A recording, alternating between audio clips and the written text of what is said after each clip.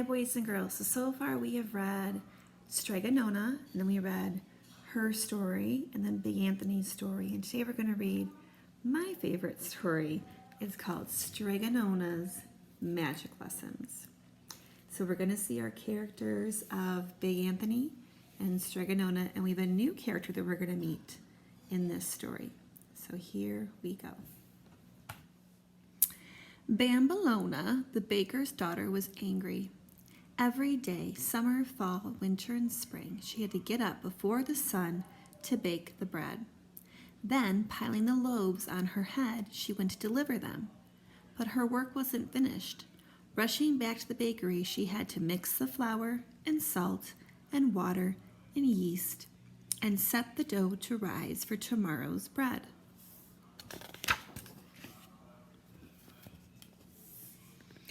"Don't forget," her father the baker would say, "to make the cookies and bake the cakes. And remember, Bambolona, to clean up everything spick and span.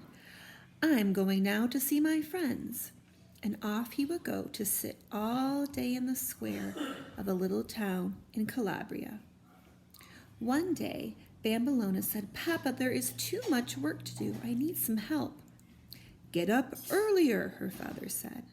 "But I get up now before the sun," said Bambolona, "and I'm the last one in town to get to bed."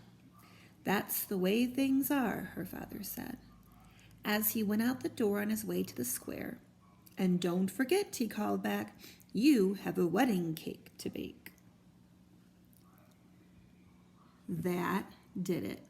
Bambolona dusted the flour from her hands and took off her apron. "I'm going to change the way things are," she said. "I'll go see Strega Nona. She's so wise, she'll help me."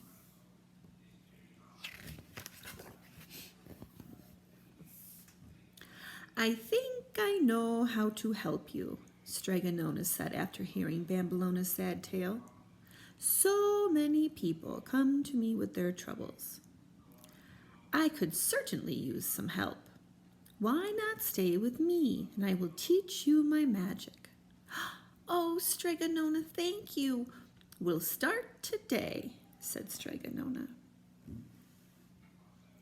Now, Big Anthony, who worked around the house and in the garden for Strega Nona, was listening. He was always listening to what other people were talking about instead of working.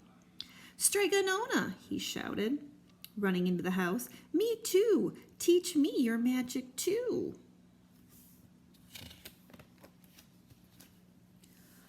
"Oh, Anthony," Strega Nona said with a smile, "I can't do that. Why don't you go and milk the goat?" Now Big Anthony was the one who was angry.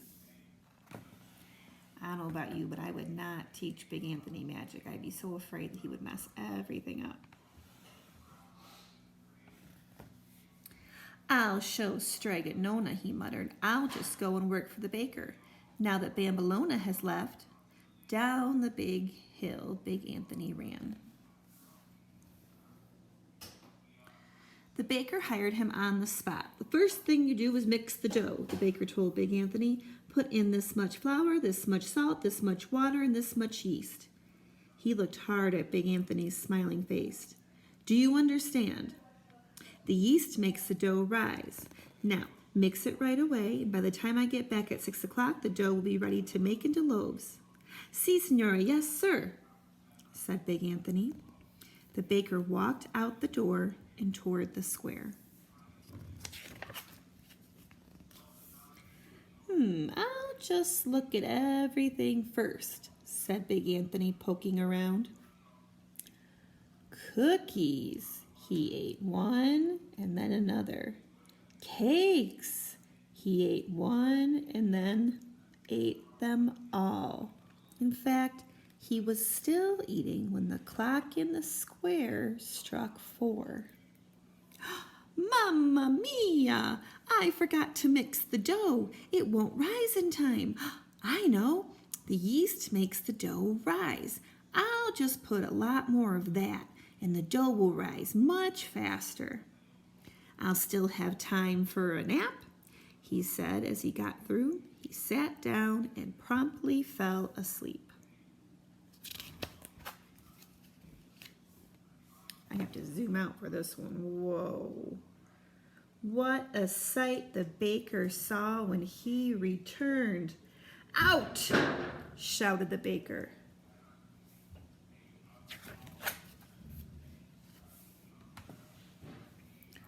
What's the matter, Big Anthony? Asked Senora Rosa. The baker threw me out. Now I have no job, he answered, and it's Strega Nona's fault. I never would have left her house if she would let me learn to be a Strega. Silly goose, said Senora Rosa. Who ever heard of a man being a Strega? And all of a sudden, Big Anthony's eyes lit up, and off he ran.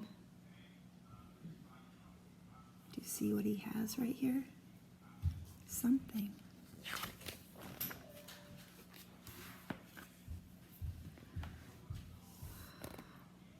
Zoom out here to see that whole thing. To cure a headache, you must fill the bowl with water, Strega Nona was telling Bambolona. Next, you add a few drops of olive oil. Then you say these magic words. Strega Nona went to the door. Oh, Strega Nona, said a tall girl standing there. All my life I've wanted to learn your magic. Will you teach me, please? Dear me, said Strega Nona. What is your name, my girl? Antonia, said the girl. Why do you want to learn my magic, Antonia? Strega Nona asked. So that I can help people, said Antonia. Ever since I was a little girl, I've wanted to become a Strega. Oh, in that case, said Strega Nona, come right in.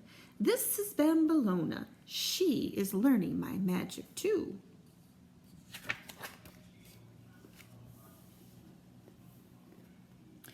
Bambolona stared at Antonia and then at Strega Nona. How nice, 2 girls to teach, Strega Nona said. She smiled at Bambolona and then she began. To learn magic and practice it well, she said, you must learn to see and not to see. You must learn to remember and to forget, to be still and to be busy, but mostly you must be faithful to your work. Do you understand, my dears? Yes, Strega Nona, said Bambolona. No, said Antonia. When are we going to learn how to do the magic things? In time, said Strega Nona. Now let's practice some of the magic words. Repeat in the right order after me. Soon Bambolona said all of them by heart. Antonia kept mixing them up. Bambolona learned the cure for headaches. Antonia didn't. Bambolona learned to make love potions. Antonia didn't. Bambolona learned how to get rid of warts. Antonia didn't. See down there, looks like he grew even more warts. Bambolona, said Strega Nona, I think you are ready now to learn more powerful magic. This is a special book. It is very ancient and contains many magic secrets. Tomorrow we will begin with it. Oh, grazie, Strega Nona, said Bambolona. Me too, Strega Nona? Asked Antonia. Not yet, Antonia, said Strega Nona. You have other things to learn. That night, while everyone slept, Antonia crept into Strega Nona's house. Bambolona thinks she's so smart, said Antonia. I'll just read that book tonight, and tomorrow I'll surprise her and Strega Nona. The next morning, Antonia was looking very tired. Antonia, said Strega Nona, watch and listen. Come, Bambolona, we will start. Wait, shouted Antonia. I have a surprise. I know some real magic. Watch me turn that iron kettle into a golden one. Are you sure, Antonia? Said Strega Nona, frowning. Yes, oh yes, said Antonia, beginning to mutter some strange-sounding words. She began again. Be careful, Antonia, warned Bambolona. Magic can't be fooled with. I've got it now, Antonia said. She muttered more words. Suddenly there was a big bright flash, some smelly smoke, and the iron kettle was still there.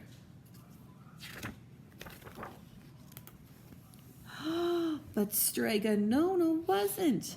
Instead, where Strega Nona had been standing was a nice, fat toad.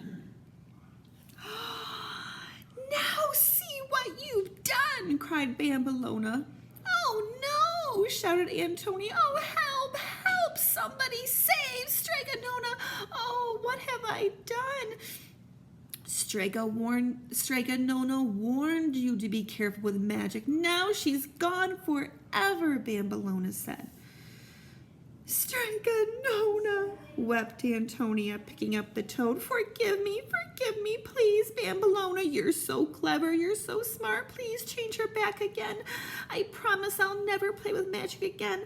I can't change that toad into Strega Nona, said Bambolona, but I can change Antonia into Big Anthony. Bambolona pulled off Antonia's kerchief, and sure enough, there was Big Anthony. Oh, I'll never learn, howled Big Anthony. I'll never learn. Oh, Strega Nona, what have I done to you? Perhaps, said Bambolona, if you really promise to never ever play with magic again, that will bring Strega Nona back. Do you really think that will work? Said Big Anthony, sobbing. It's worth a try, said Bambolona. Big Anthony put down the toad. He closed his eyes tight and put his hand over his heart. That as long as I live, I will never play with magic again. Just please bring Strega Nona back.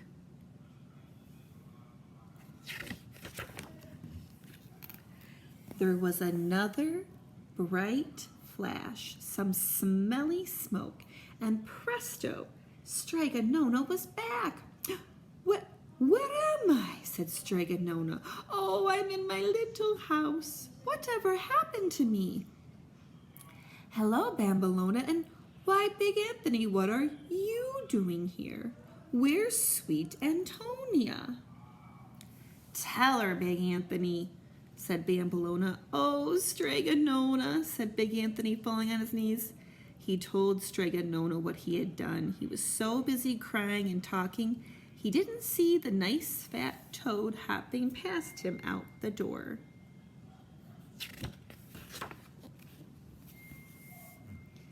And so, Strega Nona, please, he said, if you take me back, I promise to be good. I'll do all my chores and never play with magic again. All right, Anthony, said Strega Nona, smiling, but before you go back on your word, change your clothes. You're wearing Senora Rose's nicest dress.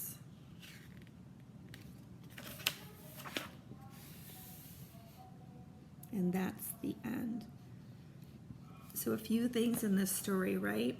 When we were thinking about when he decided he had a plan and he was in the town square and he ran off with something, he ran off with her dress, right? It was over here, Senora Rosa was washing it.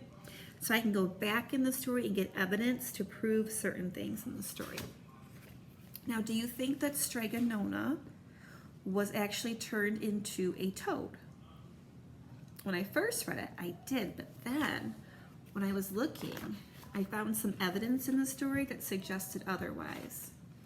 So when we got to this page right here, there's the toad, right? And who is this peeking and hiding behind the corner?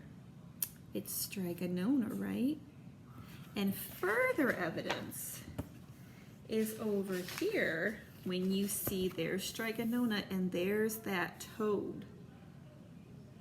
So what does that prove? That proves that I think Strega Nona and Bambolona knew the whole time that Antonio was really Big Anthony. They were trying to teach him a lesson, right? They were trying to teach him that he shouldn't play or fool with magic. And like I said earlier, I would never want to teach him magic because I'd be so afraid that he would do something awful. I hope you enjoyed Strega Nona's magic lessons. We have more Strega Nona books to come. Have a good day.